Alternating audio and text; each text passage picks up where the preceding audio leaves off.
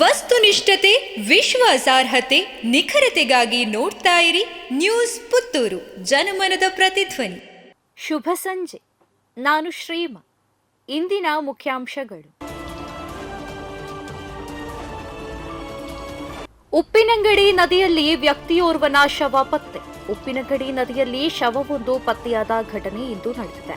ಸ್ಥಳೀಯರು ನೀಡಿದ ಮಾಹಿತಿ ಬಳಿಕ ಸ್ಥಳಕ್ಕೆ ಪೊಲೀಸರು ಹಾಗೂ ಅಗತ್ಯ ತಂಡಗಳು ತೆರಳಿ ಶವವನ್ನ ಹೊರತೆಗೆದಿದ್ದಾರೆ ಎನ್ನಲಾಗಿದೆ.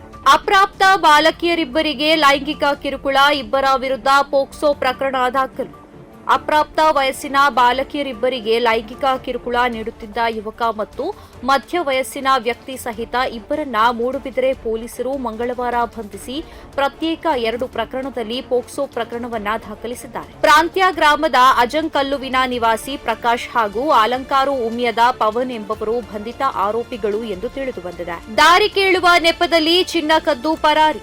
ದಾರಿ ಕೇಳುವ ನೆಪದಲ್ಲಿ ಚಿನ್ನದ ಉಂಗುರವನ್ನ ಎಳೆದು ಕದ್ದೊಯ್ದು ಪರಾರಿಯಾದ ಘಟನೆ ಪುತ್ತೂರಿನ ರಾಗಿಕುಮೇರ್ ಬಳಿಯ ಅಂದ್ರಟ್ಟ ಎಂಬಲ್ಲಿ ನಡೆದಿದೆ. ರಾತ್ರಿ ವೇಳೆ ಬೈಕ್ನಲ್ಲಿ ಅಪರಿಚಿತ ವ್ಯಕ್ತಿಯೋರ್ವ ದಾರಿ ಕೇಳಿದ್ದಾನೆ. ಈ ಸಂದರ್ಭ ದಾರಿ ಹೇಳಲು ಬಂದ ವ್ಯಕ್ತಿಯ ಕೈಯಲ್ಲಿದ್ದ ಉಂಗುರವನ್ನ ಕಿತ್ತು ಬೈಕ್ನಲ್ಲಿ ಪರಾರಿಯಾಗಿದ್ದಾನೆ. ಸ್ಥಳಕ್ಕೆ ಪುತ್ತೂರು ನಗರ ಪೊಲೀಸರು ಭೇಟಿ ನೀಡಿ ಪರಿಶೀಲನೆಯನ್ನ ನಡೆಸಿದ್ದಾರೆ. ಗೋಲ್ಡ್ ಸ್ಮಗ್ಲಿಂಗ್ ಕೇಸ್ ಸಂಚಲನ ಹುಟ್ಟಿಸಿದ ಸುನೀಲ್ ಕುಮಾರ್ ಪ್ರಶ್ನೆ. ಚಿನ್ನ ಸದಾಶಿವನಗರಕ್ಕೆ ಹೋಗಿದೆಯಾ, ಚಾಮರಾಜನಗರಕ್ಕೆ ಹೋಗಿದೆಯಾ ಹೇಳಿಕೆಯಿಂದ ಸಚಿವರಿಗೆ ಕಸಿವಿಸಿ.